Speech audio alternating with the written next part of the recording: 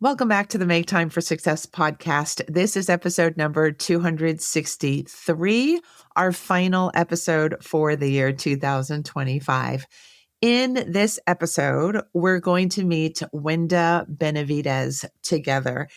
I found her on TikTok planning away with her paper planner, and I was just fascinated and entertained and educated by everything that Wenda shared. She is a productivity and planning systems coach, the mom of three, and also the founder of Wendaful.com. She started her business to help women take control of their busy lives with simple, realistic planning systems. Through her digital planners, courses, and YouTube channel, she teaches practical ways to stay organized, focused, and consistent without overwhelm. After our conversation, I really reflected that her techniques are lovely. They are really person-centered. They are not about being stressed and all that. They are about being real with your time, with your energy, and with your real life. Let's go listen to this episode together now.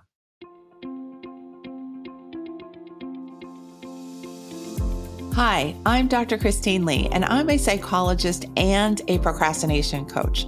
I've helped thousands of people move past procrastination and overwhelm so they could begin working to their potential. In this podcast, you're going to learn powerful strategies for getting your mind, body, and energy to work together so that you can focus on what's really important and accomplish the goals you want to achieve. When you start living within your full power, you're going to see how being productive can be easy and how you can create success on demand. Welcome to the Make Time for Success podcast.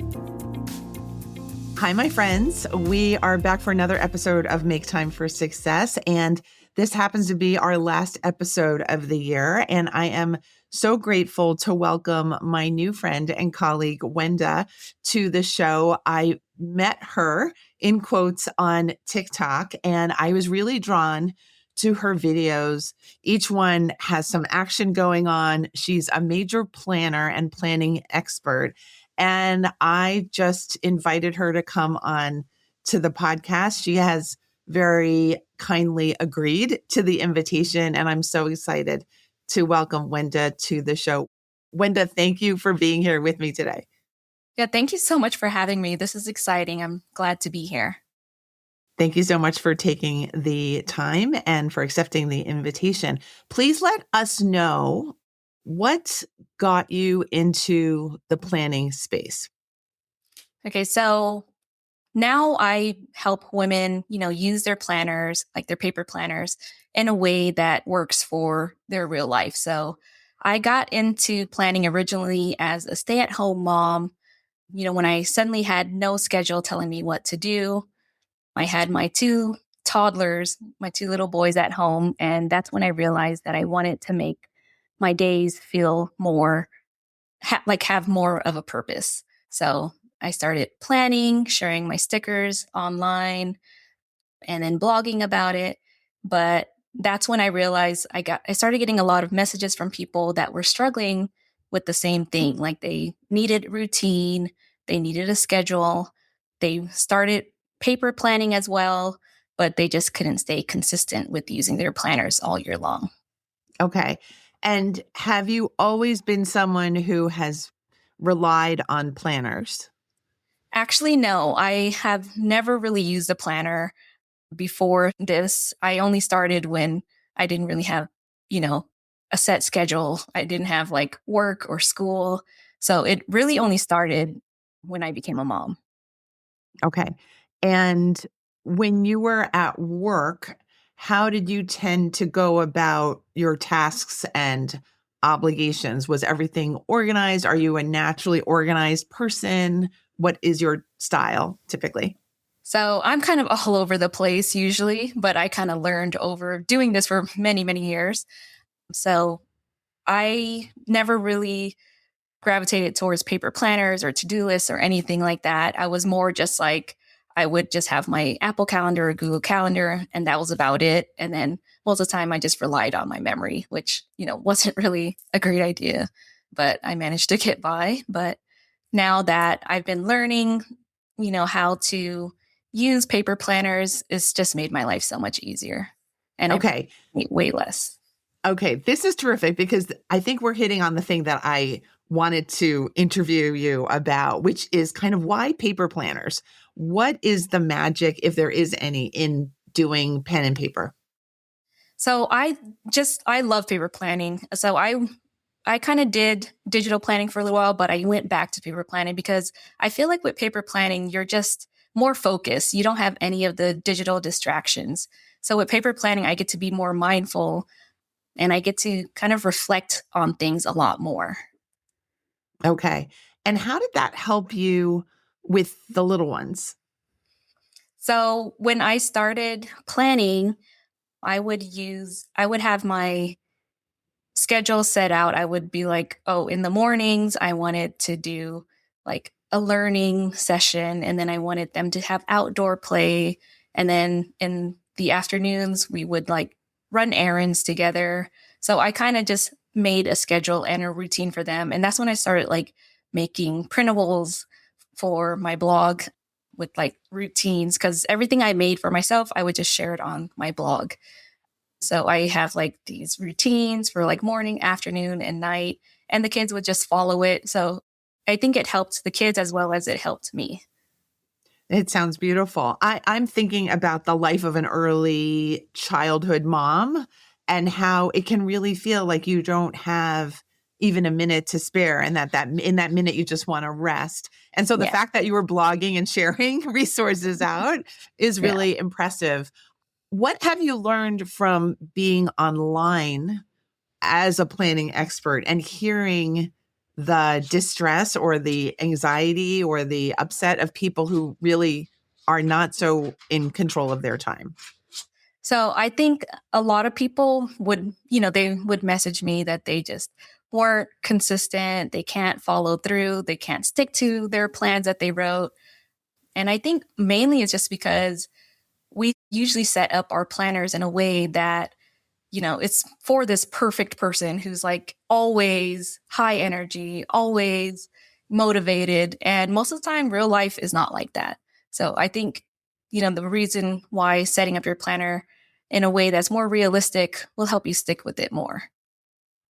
I love that piece of wisdom. So thank you. Have you always been kind to yourself when it comes to the ideal self or the ideal schedule, the ideal life? I feel like I do give myself a lot of grace.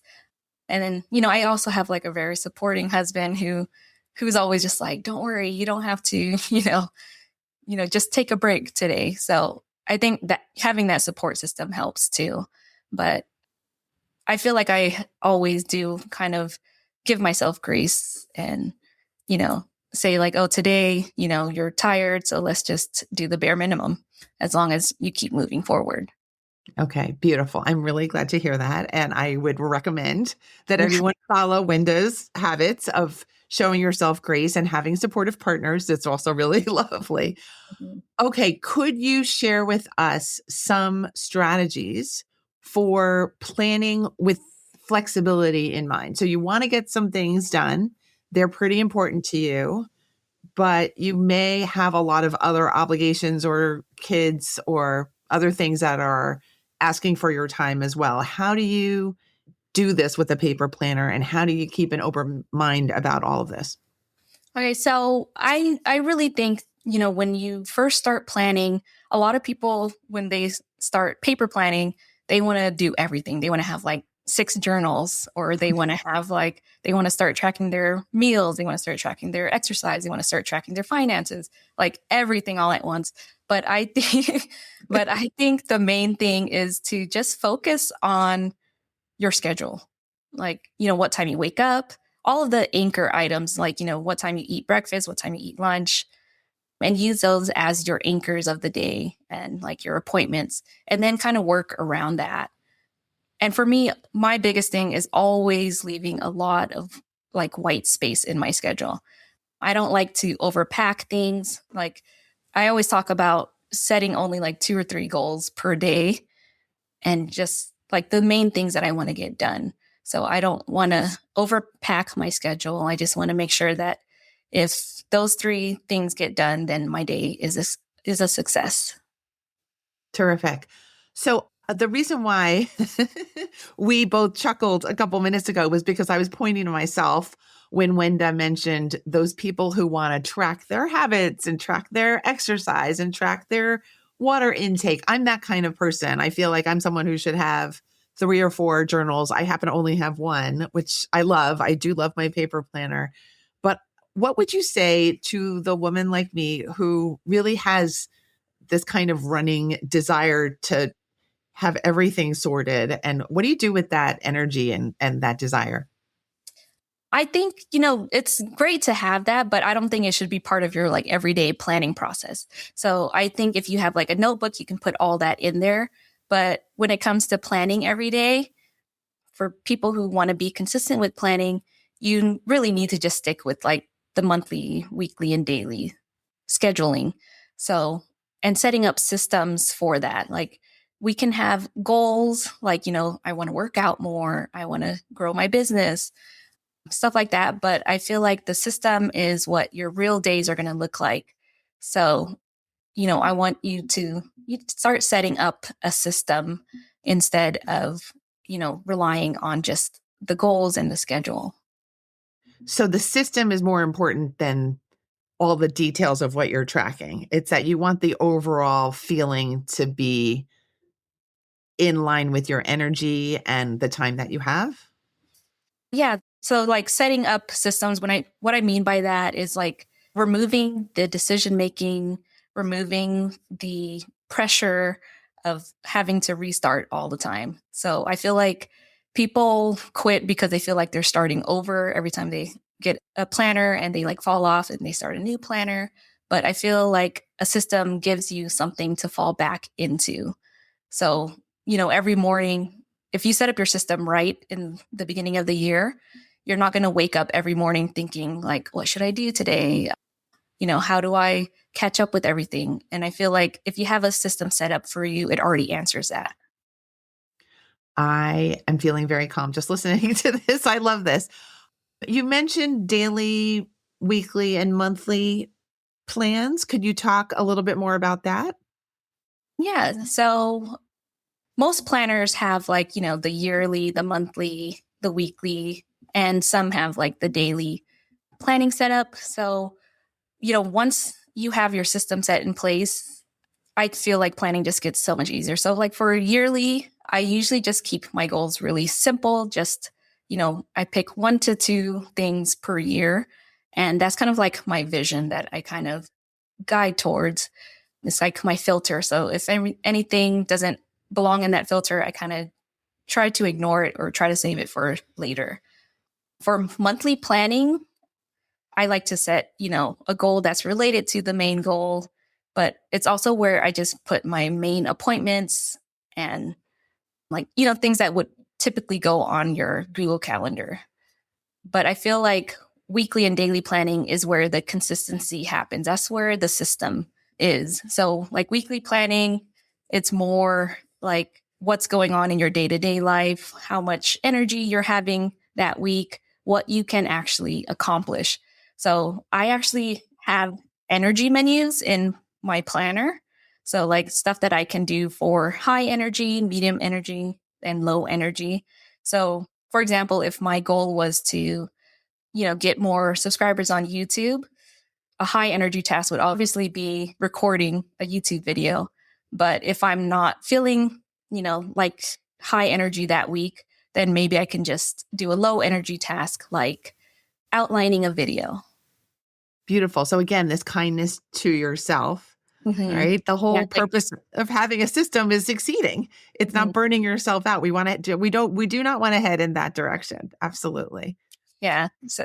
So it's definitely more about, still doing the bare minimum to keep yourself moving forward towards your goals, but not feeling guilty about not getting the high energy stuff done every single day. I love it. No guilt, a lot of kindness. Perfect. What would you say has been the biggest lesson of becoming consistent through this system that you've developed? So I feel like since I've been doing more consistency in my like business and everything, I mean, I've been doing this for almost 10 years now. I've been to conferences and everything. So, and I think for me, it was just always coming back. So I was never really consistent, like in that I was making videos every single week or doing anything, but I would still move forward, even if it was really tiny. So you were able to, it sounds like business growth and social growth and Hmm. kind of just expanding your own breadth of reach Yeah. Yeah. was through your consistency. Okay, beautiful. Just wondering what your thoughts are about how come consistency isn't something that we're directly taught. I think most people, we should focus more on frequency than consistency. Okay. The more we come back to it, the more consistent we are. It doesn't have to be like every day or every week, as long as we do keep coming back. And I think that's why setting up a system is really important, because you need to have that system there so that you can come back without starting over and starting fresh. So it's basically don't quit. Teach yourself Yeah. not to quit. Hmm. Okay. Okay. I love that. And yeah, I feel like that is a skill that many people don't get to experience Hmm. when they're in their earlier years. And then they're moving into a lot of adult responsibilities like childcare and career stuff and managing household affairs. And it's all a lot. And then you feel like quitting frequently. And it's not a personal failure. It's just that there's no system and you haven't really been in the habit of not quitting, Yeah. because quitting does feel easier in the moment. So Mhm. Wenda and I are just supporting everyone who's listening, and just know that there's a system out there that can really help. There's a paper planner out there that can be really cute and really help you get all the stuff out of your brain so your brain can be free to problem solve, to take care of the important things in life, and to take care of yourself a little bit better. Wonderful. Could you share with us how you work with your clients? And I know you have a free download to share with our audience too. Could you talk about both? Yeah. So with my clients, I run an online course actually called the Productive Game Plan and one called the Time Finder Fix. So I just do mini courses teaching people how to create their systems, how to plan out their goals from yearly all the way to daily. And the checklist that I'm offering for free today is a planner setup checklist. So it kind of goes through the four main things that every planner setup should have so that you can be set up for success for the year. It's a great addition for anybody who, want to get started with planning, but don't know the main parts that should go into a planning system. Okay, terrific. We've set up a URL so that you can get Wenda's free download of that checklist. And that is maketimeforsuccesspodcast.com/Wendaful, which is WENDAFUL, which is the name of Wenda's business. Again, it's maketimeforsuccesspodcast.com/Wendaful. And Wenda, could you let us know what your TikTok handle is so that people can see your beautiful videos and follow you there too? Okay. Yeah, it's Wendaful Planning. So WENDAFUL planning. Beautiful. So, any last words? We're wrapping up the year. We're looking forward to 2026. Words of inspiration, hope, ease, whatever you've got for us. Yeah, I think, instead of trying to plan perfectly next year or just trying to find the perfect planner, stop trying to fill every single page, stop overcommitting, and kind of make your planner easier to come back to. You don't need to fix your motivation. Just try to set up a system that is forgiving and that you can come back to even when you are feeling like you're having the worst day ever. That one shift will just change everything for you next year. I love it. I love it. Stickers are really helpful too. They help Really you. have fun. Yeah. Yeah. Come back to your stickers. Come back to your life. Come Mhm. back to you. Don't give up on Yeah. yourself. Absolutely. Wenda, you are lovely. Your tips were amazing. I am so glad I reached out to you and so glad you accepted the invite to come over to this party over here. So Wenda, thank you, thank you, thank you. You've been an awesome guest. Awesome. Thank you so much for having me. All right, everyone. I want to wish you a very happy new year. I'm looking forward to greeting you in season 6 of the Make Time for Success podcast next week. I'll see you then. Bye. Thank you for listening to this episode of the Make Time for Success podcast. If you enjoyed what you've heard, you can subscribe to make sure you get notified of upcoming episodes. You can also visit our website, maketimeforsuccesspodcast.com, for past episodes, show notes, and all the resources we mention on the show. Feel free to connect with me over on Instagram too. You can find me there under the name Procrastination Coach. Send me a DM and let me know what your thoughts are about the episodes you've been listening to. And let me know any topics that you might like me to talk about on the show. I'd love to hear all about how you're making time for success. Talk to you soon.